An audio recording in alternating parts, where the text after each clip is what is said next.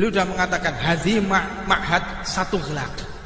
Pondok ini akan ditutup dan kalian tidak akan pernah mendengar lagi nama habaib. Saya ingatkan lagi, ini akhir zaman. Para habaib akan dipanggil sama Allah. Saya ulangi lagi ini. Mumpung para habaib, para ulama masih ada di depan kita, jangan jauh-jauh dari mereka. Ini detik-detik para habaib, para kiai, para ulama akan diambil oleh Allah. Ini pesan terakhir, pikirkan baik-baik. Ini saya ngomong bukan asal ngomong. Saya mengikuti apa yang disampaikan oleh guru-guru kita. Dekatkan diri dengan majelis ta'lim. Dekatkan diri dengan majelis khair, majelis sholawat, majelis rotib. Dekatkan diri kita dengan mereka, karena mereka segera diambil oleh Allah Subhanahu wa ta'ala. Maka mudah-mudahan kesempatan waktu yang ada, kita diberi hidayah oleh Allah untuk dekat dengan majelis khair. Bukan orang Islam, cuman menyatakan dirinya Islam. Kalau memang nanti tertangkap, makanya sejauh-jauh hari sudah saya sampaikan, jauh-jauh hari. Nanti kalau ada bentar lagi ini ada teroris, wah tenang toh. Nanti yang disalahkan apa? Jubah. Yang disalahkan siapa? Cadar. Yang disalahkan siapa? Islam. Islam lagi disalah-salahkan, cadar lagi, masjid lagi. Ini sungguh keterlaluan yang semacam ini. Benar-benar tidak relevan. Jadi kita sebagai umat Islam menahan diri. Puluhan bahkan hampir ratusan WA yang masuk dengan chat pribadi ke tempat saya, tanya apa yang harus kita lakukan ini. Maka saya jawab, kita tidak usah merespon. Kita nunggu kabar resmi dari pemerintah. Kita percayakan segala sesuatunya kepada aparatur pemerintah, polisi dan TNI. Serahkan sepenuhnya kepada polisi dan TNI. Kita lihat bagaimana nanti hasilnya, dan tentunya kami pasti akan dilibatkan untuk berpikir. Kami akan dilibatkan untuk melihat secara jelas. Makanya segala sesuatu itu harus transparan.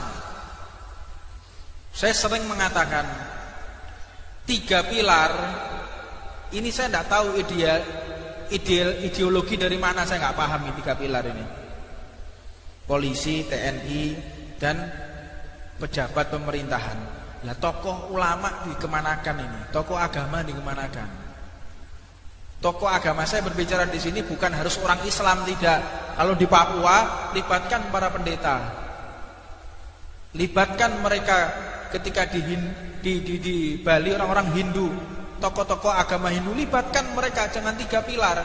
Kalau sudah seperti ini, baru gimana ini menurut Pak Kiai, gimana menurut Pak Ustadz? Telat.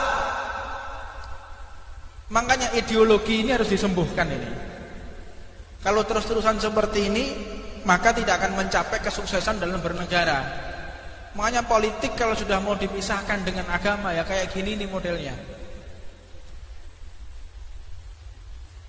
Di majelis ini kita mulai mencerdaskan masyarakat, memahamkan masyarakat. Jadi untuk memahami problematika yang ada di tengah-tengah kita saat ini, tiada lain adalah mengisi pikiran kita dengan ilmunya Nabi Muhammad. Jadi jangan kita memikirkan sesuatu atau mengambil kesimpulan melalui media mainstream atau melalui medsos. Oh, ini pasti gara-gara ini, gara-gara cadar, gara-gara ini sekelompok orang Islam. Lah kok enak? Hah? Anda menuduh orang Islam, mesti ke orang Islam. Dan ini adalah aliran radikal. Mau tahu radikal yang sesungguhnya di negara kita? Radikal yang paling radikal, rajanya radikal, itu para koruptor. Koruptor itu juga perbuatan radikal itu, koruptor itu radikal sekali. Tapi tidak ada yang menyebutkan koruptor itu radikal. Ada? Tidak ada. Itu orang yang koruptor. Mau maling loh. Kan maling itu aslinya. Makanya yang menyebabkan kondisi psikologis masyarakat ini tidak kuat itu karena kesulitan ekonomi, Pak. Kesulitan ekonomi, mereka lapar, dipengaruhi, ikut aliran radikal, dibiayai, disuruh ini dan itu, dikendalikan bisa mereka dalam keadaan lapar kok. Lah kenapa bisa lapar? Ya karena banyaknya koruptor. Jadi kita kalau mengambil, menyembuhkan satu permasalahan, tidak cukup dengan satu masalah bentuk tim. Bentuk tim, gimana caranya nangani teroris? Loh, teroris ini ada, kita harus cari apa sebabnya. Apa sebabnya teroris ini ada? Oh, karena pemahaman. Loh, pemahaman yang bagaimana? Mereka itu yang berhasil direkrut menjadi teroris, itu yang pertama mereka dari juhala, dari orang-orang bodoh yang tidak bisa berpikir jernih, yang tidak bisa berpikir seperti kita, tidak ada ilmunya.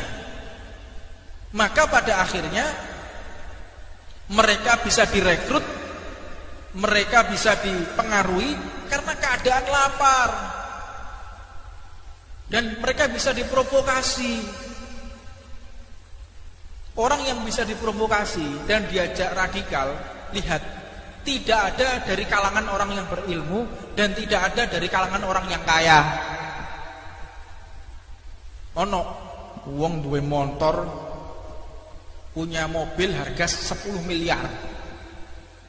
Perhatikan ya, ada orang punya mobil harga 10 miliar, rumahnya harganya 50 miliar. Sugih. Ayo tojak demo, gelem apa gak? Ayo Pak, kalau aku demo Pak, gelem? Nggak mungkin. Karena apa? Ekonominya kuat, perutnya kenyang. Jajal, utangnya akeh, bojo wis ngamuk terus, blonjoan kurang, bayar sekolah anak, SPP ini terlambat, listrik wis tit. Bocah gelut, ya berangkat sih model-model kayak gini. Ayo gelut, ayo. Wis sing mati aku to dhek. Nah ini. Makanya ini akar permasalahan ini ada pada ekonomi. Iki lek gak dipahami oleh orang-orang sing bertugas ki pekok lek jeriku wong ini. Ini sudah pada lapar semua nih, rakyat sudah pada lapar ini.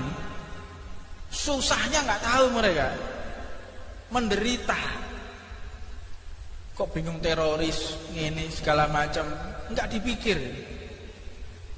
Itu para koruptor terus tangkapi semua tuh. Kalau bisa dihukum mati mereka itu. Makanya orang-orang Cina itu betul. Koruptor telanjangi ditembak di tengah masyarakat itu betul nggak model-model kayak gitu. Iki gak, ngene Indonesia koruptor cengenges melambaikan tangan. Ngene wartawan. Iki piye to munggah mono. Yang menciptakan radikalisme ini yang model-model kayak begitu. Ilmu dipahami. Kita jangan membahas mereka mengerti atau belajar dari pemahaman yang salah. Ya jelas. Matongone datang ke mereka, kamu mau ikut saya? Kamu terang-terangan ya, kamu mau ikut saya? Nanti tak biayai keluargamu. Itu banyak kasus. Kalau kita mau terang-terangan, orang yang megang bom dan lain sebagainya, itu sudah tertekan ekonomi, Pak. Keluargamu tak jamin. Keluargamu pasti seneng, tapi syaratnya ledakan ini. Itu yang terjadi di negara-negara Suriah, di Irak.